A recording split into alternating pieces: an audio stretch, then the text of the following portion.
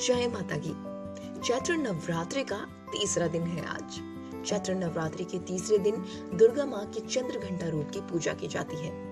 9 दिनों तक चलने वाली नवरात्रि के दौरान माँ के 9 रूपों की पूजा की जाती है। माँ चंद्र घंटा राक्षसों का वध करने के लिए जानी जाती है। मान्यता यह है कि वो अपने भक्तों के दुखों को दूर करती है, इसलिए उनके हाथों में उनके इस चंद्र घंटा रूप में धनुष, त्रिशूल, तलवार और गदा होता है। देवी चंद्र घंटा के सिर पर घंटे के आकार का अर्धचंद्र नजर आता है। इसी वजह से श्रद्धालु इन्हें चंद्र घंटा कहकर बुलाते हैं। जानते हैं नवरात्रि के तीसरे दिन की पूजा और व्रत विधि, आरती, मंत्र सब आपको बताने वाले हैं आगे की वीडियो में।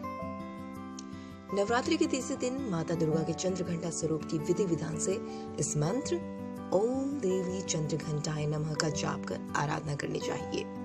इसके बाद माँ चंद्र घंटा को सिंदूर, अक्षत, गंध, धूप, पुष्प अर्पित करें। आप देवी माँ को चमेली का फूल या कोई भी लाल फूल अर्पित कर सकते हैं। साथ ही दूध से बनी किसी मिठाई का भोग लगाएं। पूजा के दौरान दुर्गा चालीसा का पाठ जरूर करें और दुर्गा की आरती का गान करें।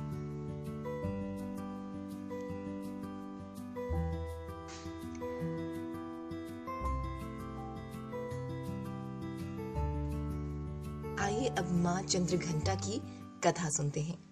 माँ चंद्र घंटा असुरों के विनाश के लिए माँ दुर्गा के तृतीय रूप में अवतरित होती हैं, जो भयंकर दैत्य सेनाओं को संहार करके देवताओं को उनका भाग दिलाती हैं।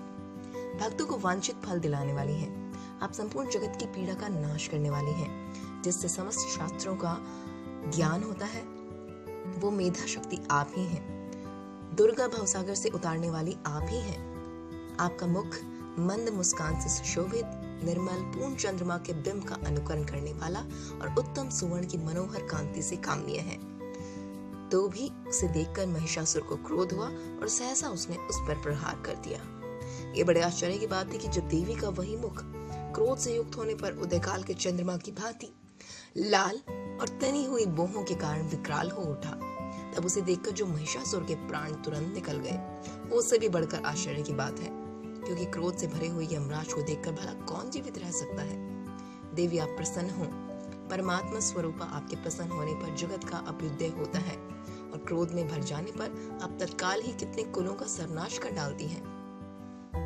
ये बात अभी अनुभव में आई है, क्योंकि महिषासुर की ये विशाल सेना क्षण भर में आपके कोप से नष्ट हो गई है। कहते हैं कि देवी चंद्र घंटा ने राक्षस समूह का संहार करने के लिए जैसे ही धनुष के टंकार को धरा और गगन में गुंजा दिया, वैसे ही माँ के वाहन सिंह ने भी दहाड़ना शुरू कर दिया और माता फिर घंटे के शब्द से उस ध्वनि को और बढ़ा दिया, जिससे धनुष के टंकार, सिंह की दहाड़ और घंटे की ध्वनि से संपूर्ण दिशाएं गूंज उठी।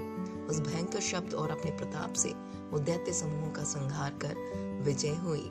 माँ चंद्र घंटा की जय।